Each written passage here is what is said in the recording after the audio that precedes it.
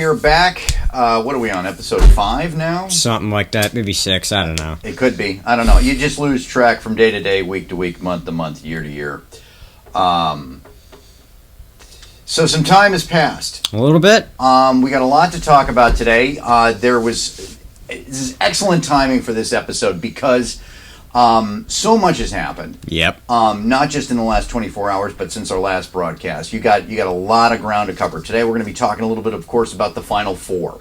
And from beginning to end, we're going to be talking a little bit, we're going to do a little question for our viewers this time around about the court case. The big impending court case about college athletes. We're going to talk extensively about the NBA, what's going on there. We'll also be just brushing through the MLB, and potentially, I think you may have just a couple thoughts on what's happening with the NFL in the offseason. Just a little bit. I'm going to go ahead and add that to my notes right now so we don't forget it. And if we still have any time left, we'll see if there's anything we want to brush on. But let's jump right into it. Let's start with, of course, the Final Four. What an incredible tournament we've had. What's hilarious to me is that despite the number of massive upsets, which turned brackets upside down, left and right, just absolute carnage when it came to brackets, what are we left with? 2 1 seeds. 2 1 seeds. Who could have seen that coming? Yeah. The answer is anyone with a pulse. But that's not to say that it hasn't been great TV, hasn't been great basketball. Elliott, let's start with the overall bracket before we get into this. What were the big surprises to you this time around? Well, obviously you had Oral Roberts and Loyola Chicago, who had their two-game run for Oral Roberts. It might have been a 3-game run for Loyola Chicago. I can't quite remember. UCLA, an 11 seed, made it to the Final Four, which was pretty surprising. Which is actually kind of interesting that they were the 11 seed, because they're a bit of a traditional power in college basketball. Of course, I mean, just being a traditional power doesn't mean you're going to be great every year, but especially in a year where Duke missed it, and so did North Carolina, I believe. It's just interesting to see that one of the traditional blue bloods of college basketball has still managed to make it to the final. Gonzaga, obviously, winning on that incredible overtime last second, basically a Hail Mary shot. Yeah. The LA Times front page said something, I think, along the lines of like banked worry. I mean, it's just it was a great game. I kind of feel bad that it went in a little bit selfishly, because it was such a good game that I kind of wish it had gone on for a little longer. Certainly, if you didn't get your money's worth off the Baylor game. Yeah, which you probably didn't. 78-59 in regulation usually. I mean, if you're a college basketball team, you score 78 in regulation, you're doing something right. But, look, 2 1 seeds facing off in the final should probably be a pretty good game, but I think it's still pretty safe to say Gonzaga will probably win. Okay, so that before we go too deep into that, can I frame up the question just a little bit tighter? Sure. Is this a situation where there is a clear underdog? Yes. Okay. When you look at the betting before the tournament started, Gonzaga was such a heavy favorite. It was basically you would pick Gonzaga or you would pick the field. To say you would either pick Gonzaga, you'd bet on Gonzaga, or you would bet on literally any other team winning. Like, Gonzaga was seen as this incredible, like, they're 31-0 going into this championship game. I think they're still probably going to be the favorite. Oops. Yeah, that's right. You're good. And, I mean, Baylor's a good team. Don't get me wrong, they're a 1 seed for a reason. I don't think it's going to be an utter blowout, but we've seen Gonzaga blow out team after team this year, and if there was any reason to think, well, maybe they wouldn't be as good in close games, I think last night disproved that pretty thoroughly. Against the UCLA team, playing with house money, no one expected them to win, so they play with all the confidence in the world, and if they lose, they lose, and they don't really care.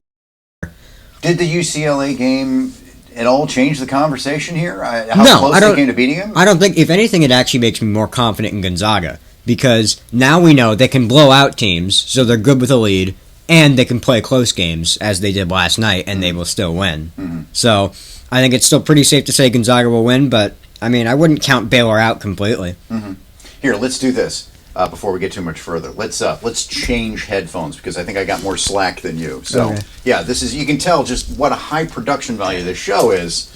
That we're fixing technical problems right on the air. ESPN wishes they were us. Yeah, they can only dare to dream that they could have the finest video switcher that 1982 had to offer. Yeah. Okay, so we got Gonzaga, clear pick. Yeah. Barring an interesting game, if you will. Yeah. What does Baylor need to do? I mean, Gonzaga's offense is so perfect. They have bigs who can score. Mm-hmm. Their guards can pass and shoot. They're a very free-flowing offense. Their spacing is good. Baylor is going to have to play very physical defense, which could hurt them in the end because that means you commit a lot of fouls and they're probably going to hit their free throws. But you're going to have to make them lose some of that confidence that they have. Yeah. You're going to have to, because again, they're 31-0, and sure, Baylor's only 27-2, so that's nothing to sniff at. But you're really going to have to disrupt their offense, and then you're going to have to probably play one of your probably first or second best game on offense of the entire season. Forget the tournament.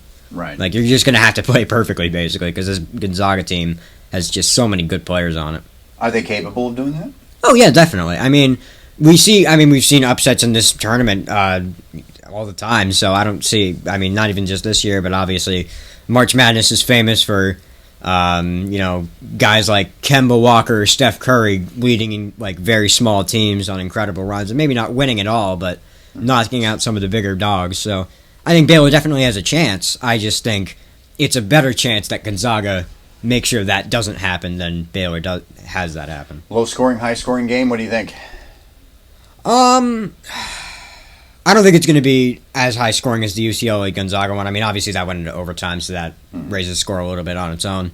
I think you're probably going to see something around 70s and 80s, just because of, again, how good Gonzaga's offense is. Gotcha. Maybe high 60s for Baylor and then mid 70s for Gonzaga. Mm-hmm. I don't watch a ton of college basketball outside of the championship, I'll admit, so I don't really have a gauge on what an average score is, but I guess this is probably going to be a little bit above that. Not too much, because both of these teams play pretty good defense. Not great, but pretty good. Okay. All right. Anything else on college ball? What as far as what we're going to see? We're going to talk a little bit about the court case in a moment. But what do you? Any other thoughts about what we've seen? Well, go ahead. No, go ahead. I was going to say, were there any other massive surprises that you saw in this tournament? I would have expected the Houston Baylor game to be a little bit closer.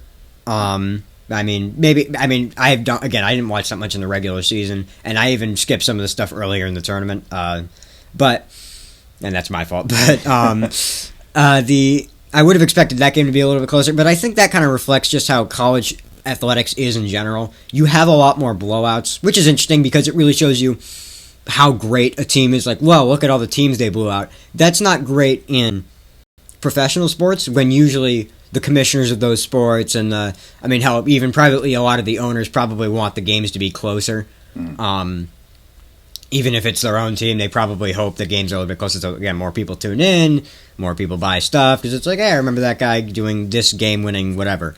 And in college, you don't get that as much. College, a lot of the time, looking at the statistics of a team is even more interesting than looking at the actual games, especially when you have going over to college football. A lot of the Alabama teams or LSU last year, a lot of their games weren't that interesting to watch because they would just blow out everyone. But what was really interesting to look at is their numbers compared to their opponents' numbers through a certain stretch of games or even the whole season.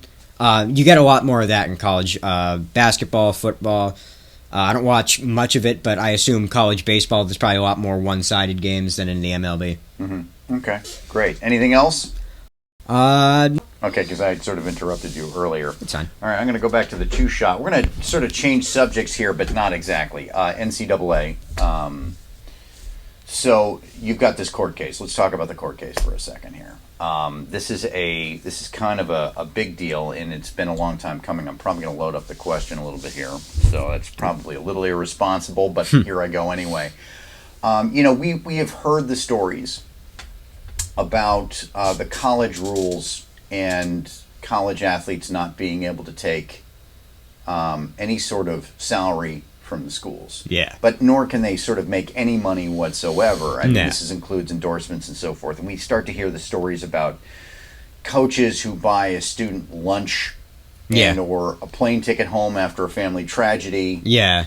Kids, it's kids. I mean, and they are. They're kids. Yeah. I'm going to say it. They're kids who are playing, and the pressure is immensely hard, and they don't have a lot of money, as a student, and they're having trouble feeding themselves. Yeah. Getting it all to fit within the day, and on top of that, you've got these colleges and universities who are making tectonic amounts. I mean, let's just say it, billions. Yeah. Let's just say it. From all of this, and so we've got a case that's reached, I believe, the Supreme Court. Is it reached there? I think so. I'll search it up real quick. Okay, because it's either we know it's a prominent case now. It's up high in the echelons of the legal system, and I believe if I'm characterizing it properly, here's this question that they're saying. Okay, they're not asking for salaries. They're asking to be able to make money off of their likeness. Yeah. Right. What do we think about this? Where do we land on this idea? The very base of it to me is it feels you don't have to give them salary per se, because that would make it a little unfair unless you made it a salary for everyone, like everyone gets paid this amount. Because if it was just like, oh, pay them whatever you want, obviously the big schools would dominate even more than they already do. So I don't have a problem with not paying them a salary, but the fact that they can't make money off their likeness doesn't really make sense to me, because it's them. It's like you do not own them. You simply teach them and they play for your team. I think the point I made yesterday to you, LeBron James and Tiger Woods were both teenagers when they really became stars. LeBron was on obviously the cover of Sports Illustrated, and anybody who knew anything about golf at the time that Tiger was like 13 knew, okay, this guy's the next great guy. And they were making money off their likenesses as high school kids. If high school kids and high school athletes are able to make money off of their name and likeness and get sponsorship and brand deals, how can a college kid not do that? That just doesn't make sense to me when you look at it on the most basic level. And also when you look at the fact that, I mean, let's just face it, a lot of these kids have under-the-table deals with a lot of brands. They're just not official yet until they go pro, and even then they're probably still getting money from them. I don't get it. And I feel like a lot of college teams, and really the NCAA, knows that a lot of these under-the-table deals are going on, and they still want to crack down on it. And, like, it comes out, and they're like, we can't believe this was happening. It's like, the nerve to be surprised about it is just very interesting to me. Because this has been happening for years now, so I just don't understand why they would say they can't. I mean, because if you let them make money off their likenesses, they're going to be in more commercials. They're going to be on magazine covers. They might have billboards if they get like Zion Williamson a couple years ago probably would have been everywhere, even more than he already was, had he been able to make like real official deals with Gatorade or Nike or Jordan Brand or whatever. And that would have helped Duke.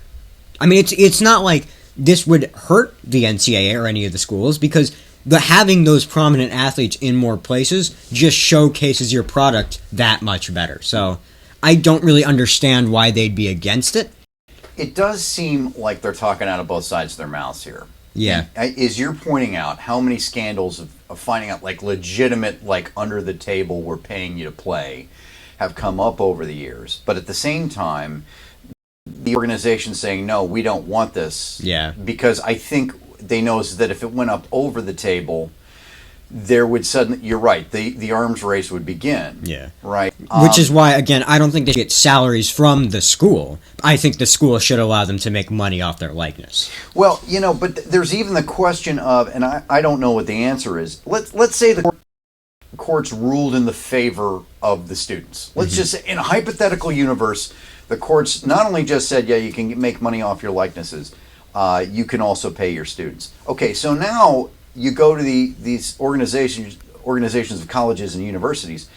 That doesn't necessarily say that they now have to pay them. Yeah. What you might be saying is you can, and if they all bound together and say we're not going to, Yeah. you end up right back where you left off. In other words, it probably wouldn't be up to the courts to say set the price of the salary. That's true. I think what you would run into is, first of all, if they ruled in favor of that, the students would still get at least a pretty good portion of what they want, which is the ability to make money off their likeness.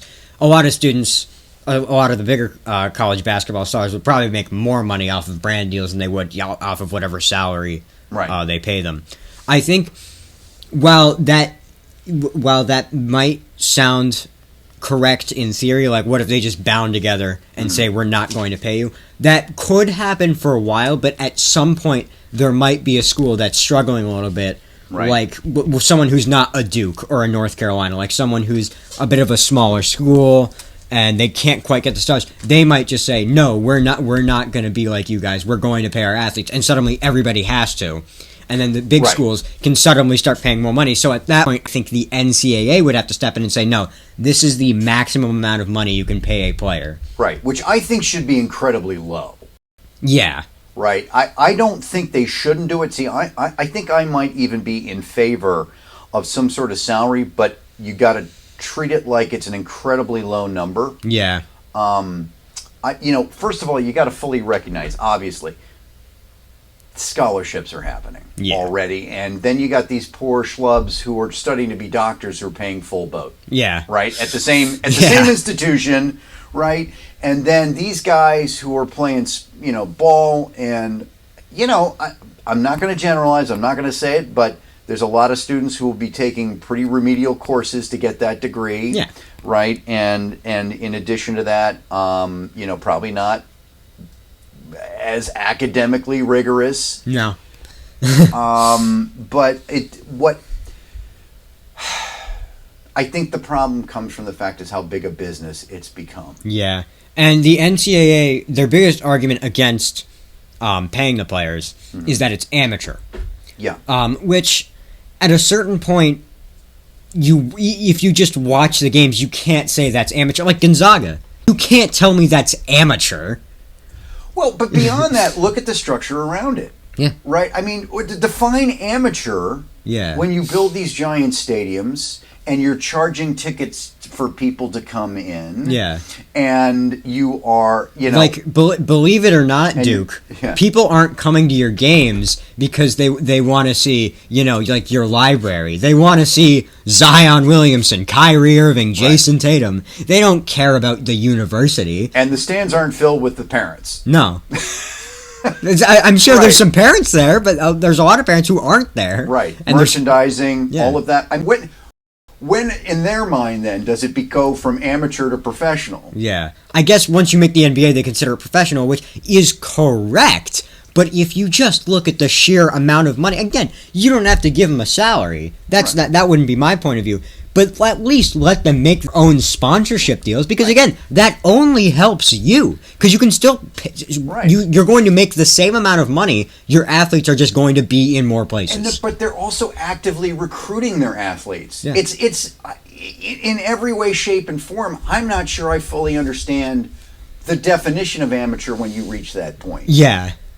The only thing that makes them amateur is that they don't get a salary at that point. That's it. Yeah, it's not like they hold tryouts. The YMCA is amateur. Right. Like Pee-wee, that's amateur. Right. Once you get to this level, it's technically amateur. Nationally televised. I don't know. It's technically amateur, but it's only technically amateur because you're not paying them. So you're paying them because it's not amateur, but it's amateur because you're not paying them. Right. It's a snake eating its own tail. It's exactly what it is. And I guess that's where I think the easiest way in is your point is excellent, which is let's start with the likeness question. Yeah.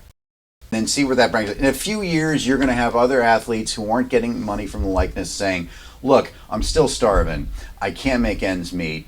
et cetera, that they may have to come and revisit that question. But this is certainly breaking the seal. Yeah, we have to at least take a step in the right direction before we can keep going. Potentially. So we'll see how this lays out. So now we're going to look at our viewers, essentially, and say, yeah, we're looking at you. Okay. Chime in. There is, of course, a comment section below this video in YouTube. We'd like to know what you guys think, and we'll probably post this video as we normally do on Facebook.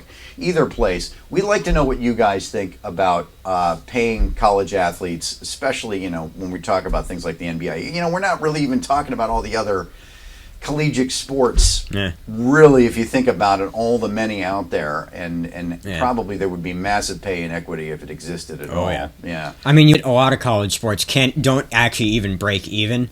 When you look at it, college basketball is the one that's self-sufficient. Right. Other than that, it's usually college football, actually, that takes its surplus of money and gives it to the other sports. Sure, and so there might be a conversation we had there. So we want to know what you think, and we'll look at those comments and share some of them in our next episode, because I'd be very curious to know what other people are thinking. We're somewhat of a sports-minded family. I bet you we hear from a few other people. Oh, yeah.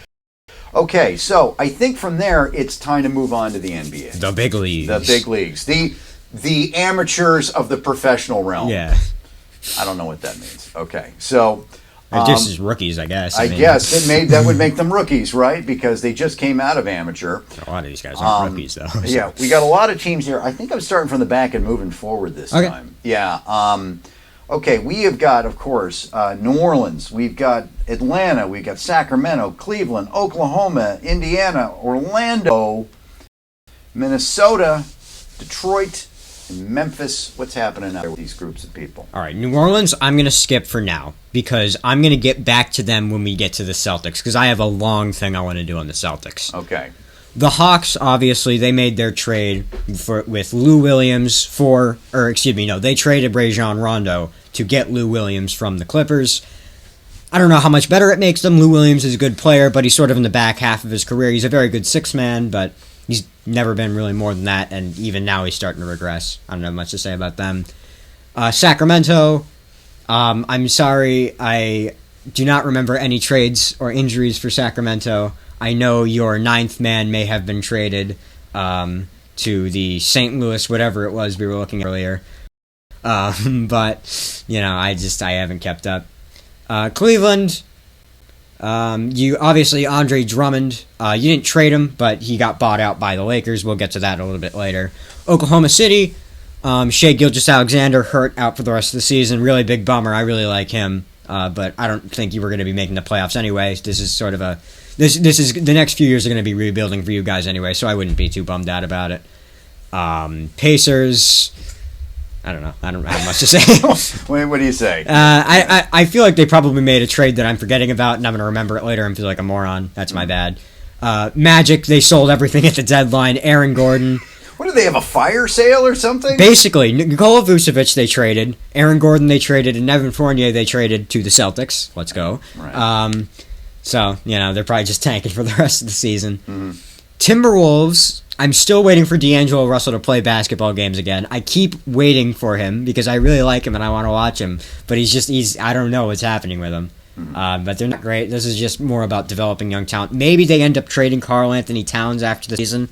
That would hurt for a lot of Timberwolves fans, but that might be the direction they need to go in.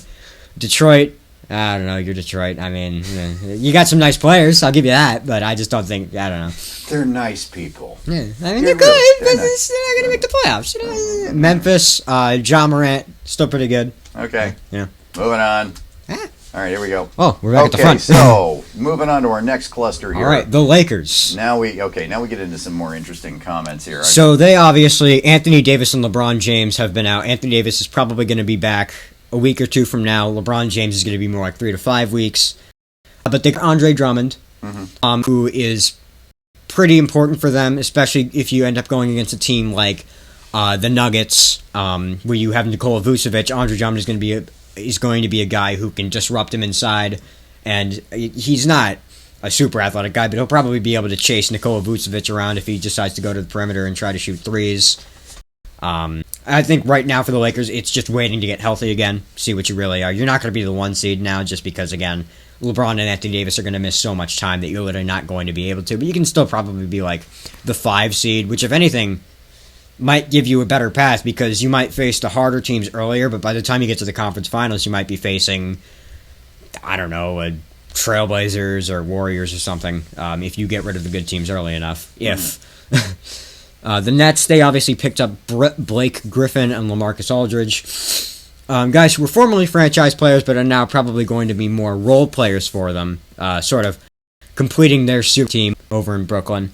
I saw Blake Griffin saying, I saw people for 2 years talking about how I was washed up, and then I go to Brooklyn, and now suddenly it's a super team and it's unfair. It's like, I understand where he's coming from, and I can understand his frustration with that. Mm-hmm. But what I don't think he understands is that people were saying he was washed up. But first of all, it was a bit of hyperbole. He's obviously not washed up. He's not a horrible player. He's just not as good as he used to be. I think the bigger point people were making is he's not a guy who can lead a franchise anymore, but he's still a good enough player that if he's your 5th man or your 6th man, depending on the given night, he's still a pretty good. If that's your 5th option, that's going to be a really good team. Same thing with LaMarcus Aldridge. Right. The Warriors, Steph Curry has been in and out. Hoping he gets healthy, so play some more basketball. You're okay. I'll get to the Celtics in a second. I just have a little bit more to say about the Warriors. Okay. Bad news for Warriors fans. I'm watching the team right now, and even with Steph Curry, you're not a Klay Thompson away from being a championship contender unless Wiseman develops a lot faster. Draymond Green is leaving his prime. I think you're going to need to make a move for another, not superstar. You don't need to do another Kevin Durant signing, but you're going to need probably something more than you have right now. Right. All right. All Boston. right. Take me through it. What do you got? I might regret saying this later, but I'm just going to say it because it's what's in my heart right now. And I need people to listen to the entire take before they yell at me. Okay, so is our comment section about to light up here? Maybe. All right. Let me hear it. I think it's time to move on from Brad Stevens, the head coach. Okay. Yeah.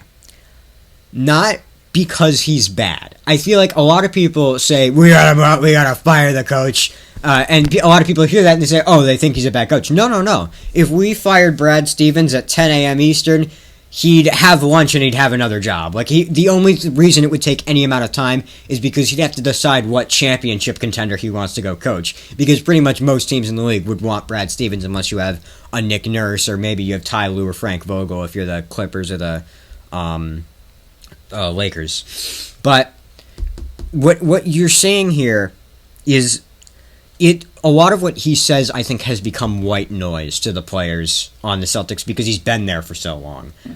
And what you notice with him is he's a good coach, but he has trouble coaching stars. Like when we had Kyrie Irving, we played better when he wasn't there because Brad Stevens is better at when he's not coaching a bunch of superstars. And what we have now is a situation where the Celtics' young talent that they've developed or traded for with Kemba Walker or Jason Tatum and Jaylen Brown, they're becoming superstars. And because Kemba Walker isn't playing well, plus the fact that he's a star, Brad Stevens is, I think, having trouble coaching him. And that gets to the point that I was making about the Pelicans. I was going to come back to them later. Mm-hmm. Part of me almost wishes, excuse me, that they had traded Kemba Walker to New Orleans for Lonzo Ball and maybe a pick or so, and maybe we wouldn't have ended up giving them the pick because I don't think Kemba Walker's that much of a commodity right now. But the reason I say that is because if the Pelicans had accepted that trade, the problem the Celtics offense has right now is it's too much iso ball with those 3 players. So what you would want is if you get Lonzo Ball in there, he's not a guy he's not going to be shooting too much, but he's a very good passer and he's a good perimeter defensive player. Kemba Walker is a good passer, but he's not as good as Lonzo is in terms of just his ability to have great court vision and get it behind his back and all the crazy stuff like that. And he's not a very good defender like Lonzo is. And Lonzo's defense isn't as good as it's been, but I think Brad Stevens could have coached him up to that. Obviously, I'm also saying we should move on from Brad Stevens, but, maybe after the season we do that. I don't think we should fire a guy like Brad Stevens in the season. I think you'd probably end up tipping the locker room over pretty severely. Yeah, and again, I don't think Kemba Walker is a bad player. I just think he's having a down year, and he doesn't quite, because he's not a great passer at the point guard position. Mm-hmm. Guys like that, we had a guy like that with Isaiah Thomas a couple of years ago, and that worked because he was the guy on the team. He was the shot creator. He was the ball handler. And the reason it sort of worked last year is because we also had Gordon Hayward, who could go off the ball a little, but he could also be on the ball, and Jaylen Brown wasn't as much of a star as he is here. But now that Jason Tatum and Jaylen Brown are now basically superstars. Right. Perhaps, let me ask it in this way. Is the analogy here like saying, okay, you built a good race car. Yeah. But its top speed is 180 miles an hour in a league of cars that are going at 210. Yeah. And so the only way to start winning races is by taking this car, throwing it out, and building a faster car. I wouldn't say necessarily we're throwing the car out, because we're not going to overhaul the roster or anything. We're still going to have our two superstars, all that, assuming they don't leave in free agency, but that is still years down the line. Mm-hmm. I don't think what you're saying is crazy. Yeah. I think there are just some teams that get to a certain point and they're just not going to go any better than what they are. I mean, if you look at the Warriors, I'm actually looking up their thing right now, because before they hired Steve Kerr, what happened was they had another coach. Before they started winning championships, I can't remember his name. Let me see if I can find it. But they had another coach who was pretty good. Mm-hmm. But the thing was, he couldn't quite get them to where they needed to be to win championships. They brought in Steve Kerr. He was able to do that. Is it here? Mark Jackson. They had Mark Jackson from 2011 to 2014, and he was a pretty good coach. He wasn't great, but he was pretty good. He was able to establish the culture of Golden State, and that's what Brad Stevens has done for us. He's established a culture, which is a really good culture, but we might need to do what the Warriors did, where Mark Jackson was good, but it's time to move on, get a guy, we're not going to hire Steve Kerr, obviously, he's with the Warriors, but get another guy in there who can push us over the championship hump, because I don't know if Brad Stevens can do that. Because this is a championship roster, but we're not playing like a championship. Do you have a name in mind? No. I don't know enough basketball coaches who aren't who don't have a job right now. Which is why you got to wait till the end of the season. Yeah, I hear you. All right, so that's the Celtics in a nutshell. Yep. And we'll see how our viewers take to that idea. Raptors, they've just been disappointing this year. I don't have much to say about them. There were some Kyle Lowry trade rumors, but that never materialized.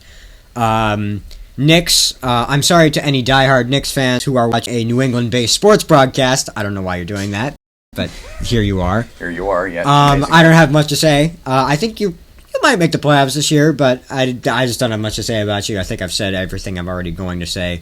I think last episode. Mm-hmm. Sixers, they haven't made any moves. Joel Embiid just came back last night, so that's good news for them. Clippers, they were on the other side of that Hawks deal for Rajon Rondo. He's supposedly going to add a little bit of oomph to them, hold people accountable, because obviously there was that story from The Athletic that came out over the summer talking about how Kawhi Leonard wasn't a great leader. He was he lived in San Diego, and he would always hold the plane up until he arrived, and it was just a whole situation. So getting a guy like Rondo in there, who I really like, that could help them with their culture. I don't know that he is as good as Lou Williams. I think he's a good passer. Maybe you make him your sixth man and he fills the same void that Lou Williams did, but I think Lou Williams at this juncture is a better scorer, so that could affect their offense a little bit. But in terms of culture, that helps them out a lot. Jazz, they're really good. I just don't have anything to say about them. No major injuries that I can think of, and no trades that I can think of. Mm-hmm. Yeah. Okay. So let's move on from these guys. We're going to stop them and go into here. Okay. All right. The Bulls, the Nuggets, they were the ones who got Aaron Gordon. That's right. Okay. So that makes them better. I don't have much to say about that. Mavericks, Luka's really good, and Kristaps is really good. I don't have much to say about them. Mm-hmm. They're just good. Chicago, they were on the other side of that Vucevic trade, and I think they haven't played well recently, but I do think he makes them a better team. I think it's just a matter of, do they have the right coach, and how long is it going to take that roster to fully meld together now that you have another guy like Nikola Vucevic who's a shot creator, like Zach LaVine and Kobe White. Phoenix, you're still good. You didn't make any trades that I can think of. Milwaukee, you're still good. Spurs, you're the Spurs. You're just pretty good, but boring. Hornets, LaMelo Ball is out for the rest of the season, which is kind of a bummer. He's a really fun player to watch, and he was really the thing that made you good. You might still sneak into the playoffs just because of how horrid the East is, but with Gordon Hayward now missing the time that he's going to miss, and LaMelo Ball being out for the rest of the season, I don't think you're doing much in the playoffs. Trailblazers, you're the Trailblazers. You're good. Nothing special. I don't have anything to say. Heat, you've actually gone on a bit of a skid lately. I don't know if you're still in that. I'll just look that up. But, you're the Heat. You got Jimmy Butler. You got a guy like, what's his name? You got Tyler Hero and, just good players. You just won last night against the Knicks, so, good on you. But you also lost to the Hornets 2 days ago, which is kind of disappointing. And you also lost to the Trailblazers and the Suns and the Pacers and the... Wow, that's bad. Okay. We want to revise our estimation. Well, I don't think they're a bad team. I think that conference finals run last year was a bit of a fluke, just because of they're such a young team that being in an AAU tournament environment like the bubble was, that actually helped them a lot. Yeah. Rockets, you're not great. Nah, I'm sorry. Just what it is. Sorry. Yeah, Wizards, you're not great. Russell Westbrook is fun to watch. So is Bradley Beal. You're just not a very good team. Mm-hmm. You might actually sneak into the playoffs, just again because of how god awful the East is. I mean, it is bad, but okay, that's all I have to say about it. So then, that kind of takes us to a wrap up of the NBA. I mean, I could ask the predictable question of who's the team to beat in the league. Period. End of sentence. Probably some very obvious choice here. The Nets, the Sixers. I will say, I do have one take that I made a couple episodes ago that I'm actually going to stick with. Okay. Which is? I think the Sixers are still coming out of the East. The Nets have gotten deeper, they've gotten bigger, and they're still really good. Mm-hmm. But Doc Rivers has the championship experience that Steve Nash just doesn't have. He's never coached before. Yeah. I think if you get to the conference finals against the Sixers, I think there's a chance you just get out-coached and you end up losing that series. Right. I wouldn't be surprised if this take ends up being wrong, I'll be honest. But I like Joel Embiid a lot. Ben Simmons is a really good perimeter defender who you don't stop great offensive players, even if you're a great defensive player. Like, you can never fully stop them. But he can slow them down. Joel Embiid can slow guys down. Seth Curry is a good shooter. I think the Sixers are coming out of the East. It's interesting because, the Nets themselves have had a very interesting ride in the sense that, it wasn't that long ago that people were saying, they're just not a good team. And then all of a sudden... it was only a few years ago, and I think it was 2013, that they made that massive trade with the Celtics where they got Paul Pierce and Kevin Garnett, and we got basically most of their first-round picks for the rest of the decade. Right. And it was supposed to be like, the Nets are going to be horrible for the next 10 years, and the Celtics are going to go on an incredible dynastic run. Right. And now the Celtics don't look great, and the Nets look really good. So somebody won out on that trade, and I don't think it was us. Well, we did win that trade. It's just that the stuff that we got, we didn't use correctly. Yeah. We wanted to use all those draft picks as opposed to using those to trade for a superstar, which in this league you need some superstars to win, which we have some now. But I think our window might be closing a little bit, unfortunately. So I think it's time to close the book on basketball here, and we're going to take a brief trip over to the MLB, which has just basically started its season. One might argue that it's just too damn early in the year to be playing baseball. Well, this is actually around the time that they usually play. I just think they should have a shorter season. I know that. I'm just simply getting at the fact that, opening day they had to cancel because of how the rain and if you even if with the rain, how damn cold it was. Yeah, I mean, it wasn't all the teams. It was just like Boston, I think. But no. But then you look around the nation, and there's some pretty low temperatures out there still. I don't know. It's a spring sport for me, and I need a little bit warmer weather to get my mind. Yeah. I'm sorry. That has nothing to do with anything, but simply pointing that out. So let's start with the Red Sox. I remember talking to you. Yeah, here we go. If we go up there. I remember talking to you, and it's not a happy start for us. Globally speaking, in Titletown, it's not really a great time for us. Yeah, weirdly enough, they're 0-2 both games against the Orioles, who were given a 0% chance to make the playoffs. So obviously, 2 games in an 162 game season, I'm not gonna freak out, but it's not great. I think let's just be honest, it's not great. It's not a good start. No. And it's actually kind of funny because despite the fact that the Orioles still aren't very good, it's actually kind of interesting. Last year, they could hit all the dingers in the world. They were scoring all these runs. The problem was we would score 7 and give up 15. But now these first 2 games have been 0-3 and 2-4. And again, against the woeful Orioles, I'll give you that. But now our pitching looks really good, but we can't buy runs when we need to. So, Right. I don't know. I don't have much to say about baseball this early in the season. I guess if I had to pick a team that I think's gonna win, all this year, I think the Dodgers are a pretty safe pick, and I haven't seen enough to pick anything but a safe pick. I mean, they added, I can't remember his name now, but they added a pitcher who Cy Young winner, and they were already a World Series champion last year. They still have Mookie Betts. They still got Clayton Kershaw, who's older, but you can still. I'll give you a couple decent innings every couple weeks, Let's go back to an earlier statement you had, and I think that actually, for me, okay, I got to back up here. When I was a kid, baseball was the sport that I wanted to watch. Loved to go to Fenway, loved to catch a game. And for some reason, I never really got into football, never really got into basketball. Yeah, I wonder why.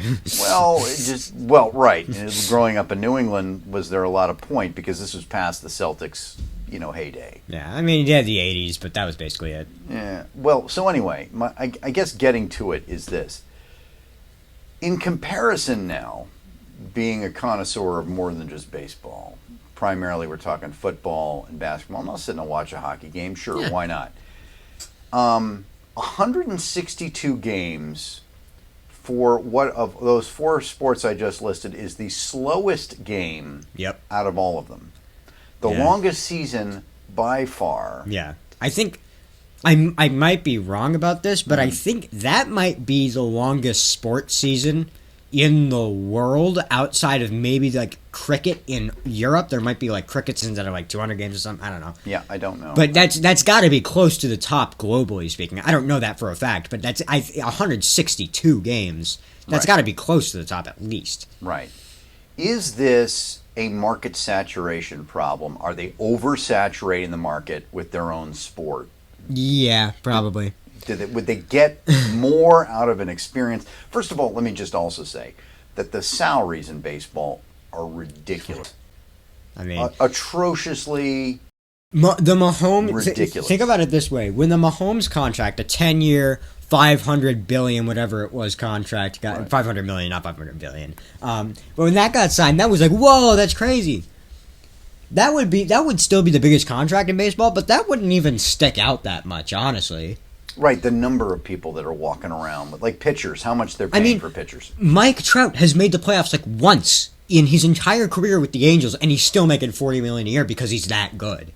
Right. Which is kind of insane to me that in the sport where it's the hardest to carry your team, they're making the most money. Right.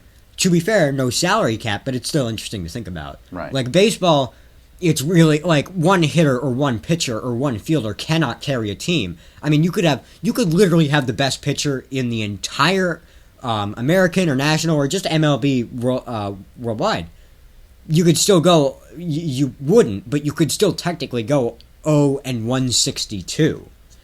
I mean, again, you wouldn't because it'd be almost impossible, but still, one player like one good quarterback in football can carry a team to the playoffs. a good point guard, or really just a good anything in basketball can carry a team to the playoffs. We saw LeBron James do that. We used to see Michael Jordan do that. And even in hockey, it's not easy to carry, but there are certain nights where one player can win a game for you. Yeah, I think the deal with hockey, as far as a business goes, is that's ever only going to be so big a sport. Yeah. For just whatever reason, it's about it just does not sell. It's hard for more, I think, probably... I have no statistics to back this up. This is just me spitballing. Mm-hmm. I'd have to imagine it's a lot harder for more southern areas to get into hockey. Sure. Well, it's not. Well, no, I don't think you need the data. It's just not ingrained in their culture. Yeah, I mean, up here, how many rinks do they put in down there? How many would you have to put in order to get that to be a thing? Like one in the entire state of Texas, probably. Right. Right. And I'm sure there are plenty of pockets of hockey in the South. Oh, sure. But it's just not. Yeah, I mean, up here in New England, or you go more west to like the northern Midwest, or you go up to Canada, right. It's one of the more popular. I'd say that there are certain pockets around here where hockey's probably more popular than basketball is. Now, I wouldn't say that like statewide or across all of New England, but I'd say even around where we live, there's probably a good amount of people who just like hockey more than they like basketball, just because. Yeah, well, and structurally speaking, it's tough to get people into hockey because the expense that comes with it, and all the efforts. But getting back to baseball, I look at them and I think to myself, okay, in the minor leagues, they've got the shot clock now. Yeah. Like the pitch clock. Yeah, they ought to add that to the MLB. I'm just going to. I also. Not to cut you off. Yeah, go for it. Baseball, in my opinion, is too strangled by tradition, and I'm not the first person to say that, obviously. Mm-hmm.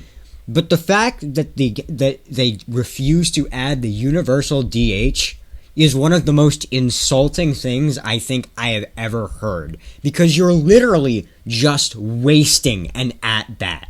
I mean, literally, you'll get there's a reason that whenever a pitcher hits a home run or something, you get ESPN notifications about it, and it gets thrown around Twitter a bunch because it happens so rarely. You most of the 98% of the time, you're throwing an at bat away because you're forcing someone who doesn't hit in practice to hit at a major league level. Just add the universal DH. Yeah. Because it gives one more of your minor leaguers who deserves a chance at the pros.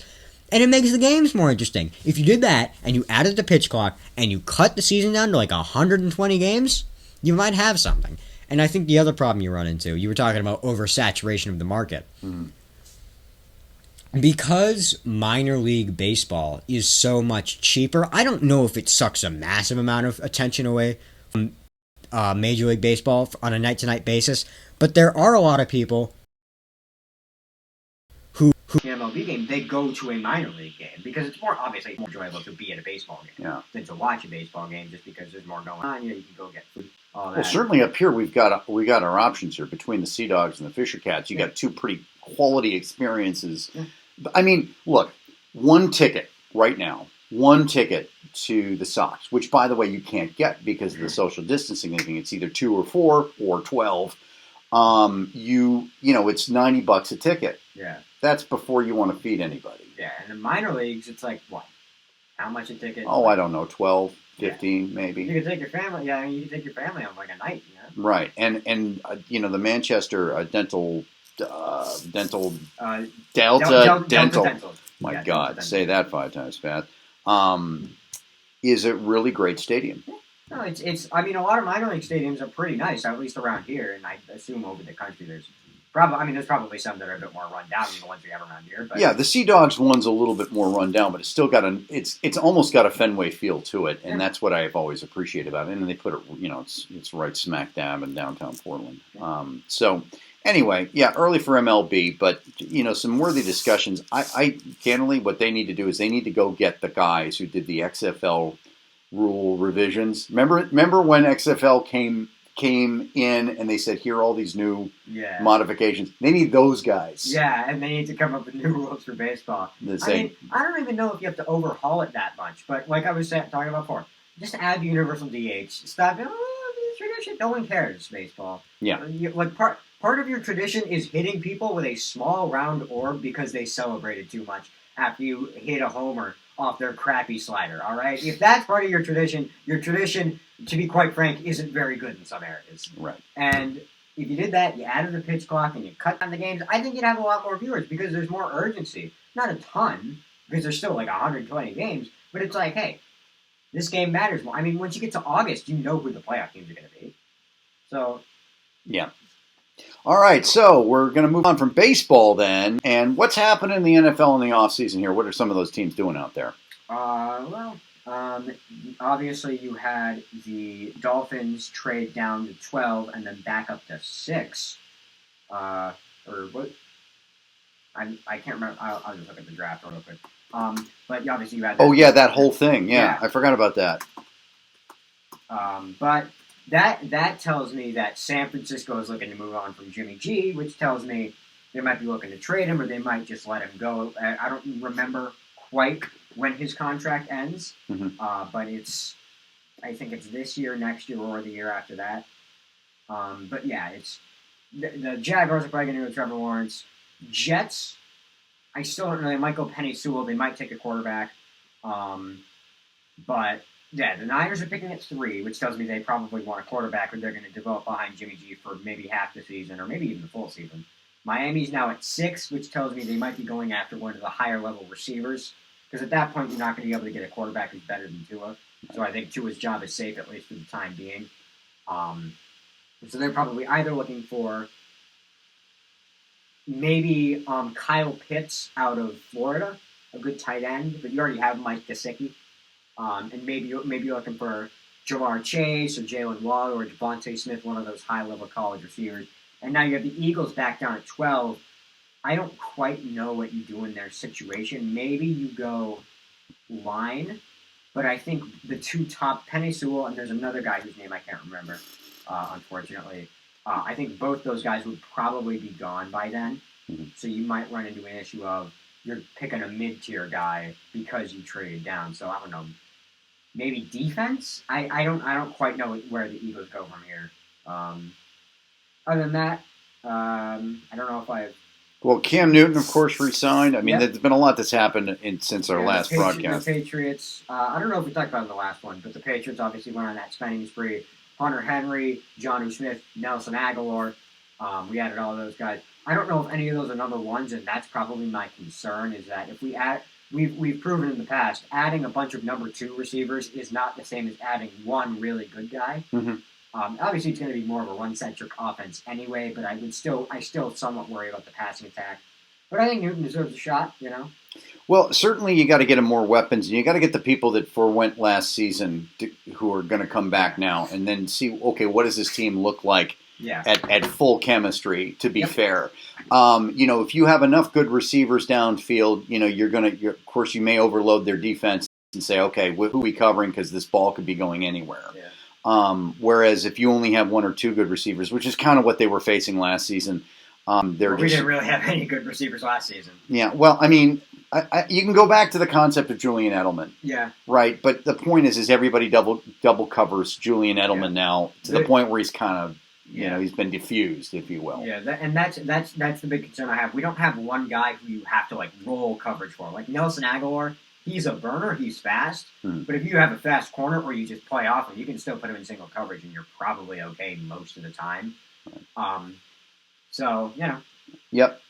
So that's obviously there's a long way to go. I mean, they begin spring training. I don't even know. Well, yeah, they have a mini camp starting up after the draft, so a month after, I think, something like that. And then obviously you get to the summer, you get to late July, early August, you have training camp starts up, and then preseason, and then there you go. Gotta be brutal to be out practicing in that weather. So we got just a couple minutes here, and as tradition is, sometimes we take a moment to talk about some non-sports stuff. We got just a couple minutes left. I'm going to check my timer here. Well, there is actually one more sports story. There is one more. Okay, let me hear it.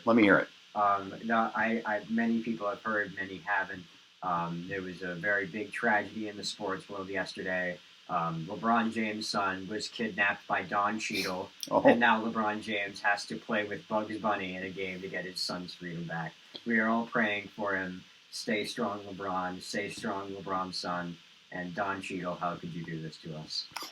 Is this the sequel that America's been waiting for? Oh yes, it's time for Space Jam 2. I was where was I reading this? And it was an unreliable source. It was one of those things where it was saying, "Oh yeah, there's going to be like a trilogy." I'm like, "What?" You have to wait another 20 years until the next basketball star emerges. Right. It could be a trilogy, but you're gonna have to wait. Don't know where we're going with this. I didn't know Don Cheadle was in the movie, and I was watching the trailer, and it's about like LeBron's talking to someone like, "You got a basketball camp coming up. I can help. You have a lot of potential. I can help you get there." And it sounds like, well, maybe I don't want to do basketball. And LeBron's sitting there like contemplating, man, my son doesn't want to play basketball. And then his son like walks into some random room, gets on a weird elevator, and LeBron follows him on. And then suddenly Don Cheadle's just there, and he's kidnapped LeBron James' son. Like I didn't expect to see Don Cheadle. Is Don Cheadle in the movie, or no? Is he? He's not Don Cheadle in the movie. He's the villain. But every time I look at him, it's like, oh, it's Don Cheadle. What do you know? Right? Yeah. I don't know. I figured the first movie when it came out, I was like, well, this was not a very well. I'm going to be candid with you. I have not sat through Space Jam. Yeah. I haven't done it. It's cute. It's yeah. But it would never have occurred to me after it coming out that they would say, you know what, we're going to need a sequel on this thing. Well, I mean, when you have a star as good as LeBron James, I think at a certain point it becomes inevitable. I forgot about his acting chops. I mean, I got to tell you, I did like his Henry V. So I thought that was really sort of an underrated performance for him. What I will say, though, is I was watching it. It's got more of, what's the movie called? Ready Player One. Like, it incorporates a lot more than just basketball players and then Looney Tunes. It's got like the Iron Giant, I think at some point shows up or something. So it's going to incorporate a lot more. And you remember how well Ready Player One turned out too. Yes, one of Hollywood's finest. Wasted potential movie that was. I mean, they had owned all these properties that they could throw into a movie, and what did they do with them? Say, yeah, they're nice window dressing. Yeah, we'll just kind of keep them there. I watched Ready Player One. That entire movie is, hey, look, it's the Iron Giant. Hey, look, it's Master Chief from Halo. It's that for 2.5 hours. Right. It is so unbelievably boring. I cannot. Instead of making like main points of the movie and say, okay, what if all these characters were brought together to tell a story or something like that? I mean, you went to all that trouble to get the DeLorean from Back to the Future. Hell, Wreck-It Ralph does a better job of mixing like video game properties and movie properties together than Ready Player One does, and that's Wreck-It Ralph. Yeah, I don't know. No offense to any Wreck-It Ralph fans out there, but it's not exactly Hollywood's finest. Well, but the other thing about it is and I don't know. I have to wonder: are the Bugs Bunny Looney Tune characters kind of dated at this point? I don't know. I have a certain amount.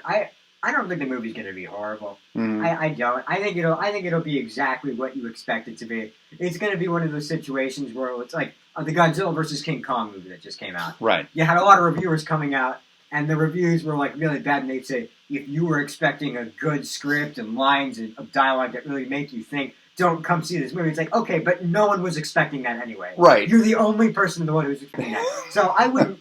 Any of you like snot-nosed movie reviewers out there, do not walk into Space Jam 2: A New Legacy hoping that your world gets changed. Walk in there hoping that you see funny basketball. All right. Well, but beyond that, I mean, the other question is were any of the Godzilla movies like that? No. So it's like a sudden change of tone that's the confusing in the part. Moving franchise. I don't know. What were you expecting? I don't know, and that's the part that throws me off on this one. Because I was somebody posted on Facebook this thing about this outrage about how Elmer Fudd character, going around shooting people didn't damage anyone. Why are we making such a big deal of it now? I guess the thing I don't fully understand is any kid out there under 12 watching Elmer Fudd anymore? Yeah. This is where I understand, like the whole Looney Tunes property seems kind of irrelevant to me now to this generation of whatever. I think kids still recognize Bugs Bunny and all that, So I think people will see it. I think the movie will do well financially. Yeah. I don't think it'll be horrible. It'll be a nice kids movie. It'll probably be exactly what the original Space Jam movie was. Right. Reviewers are going to hate it because it's not, it's not Green Book, It's not a movie that they can give an award despite the fact that nobody saw it. But I think general audiences will like it. Mm-hmm. So we got 1 minute left, probably a little less than that. Quick take on Falcon and the Winter Soldier. It's good, but some of it confuses me. Okay. Not in terms of it's too complicated, but it's like some of the plot points that they're trying to get me to like feel bad about, or certain things that they're trying to get me to feel, I just don't feel because it doesn't. Why would I feel that way? Okay. Yeah. Yeah, I like it better than WandaVision. I mean, I like it. I just think there are some areas where it's falling a little bit short for me. Right. I feel like it's a more human experience watching it. I also feel like I really want Zemo. Spoilers. I do want Zemo to not turn full-blooded evil. If they do that, I'll be like, okay. That would be kind of interesting. That would be kind of interesting if he didn't do that. An example of what I was talking about before. Sharon Carter in the latest episode. She's talking about like she's like cynical towards the world, you know. She's on the run, and she's like, man, you know all that superhero crap is just a bunch of crap, right? It's like, no, it's not. They literally just saved the universe, right? It's not like some hokey stuff where like they don't actually do anything. They invert her character pretty strongly, and it kind of comes out of nowhere. Well, I don't really know the Sharon Carter character that well to begin with, but there's no way that anybody would actually think that way in that world because superheroes have done so much for society. No one would think it's a bunch of bull crap. Right. They literally just saved the world a month ago. Or maybe not like a month ago, but it hasn't been that long. Right. I don't get it. I don't get it. We got to wrap it there. We're out of time. Thank you very much for joining us. Again, comment section. How do you feel about the NCAA and this court case? Should these college athletes be able to make money off their likenesses? And we can even throw it out there, even though the court case isn't really handling that. Should these athletes being paid? But until the next time, we hope to see what you think. Thank you for joining us, and we will see you next time.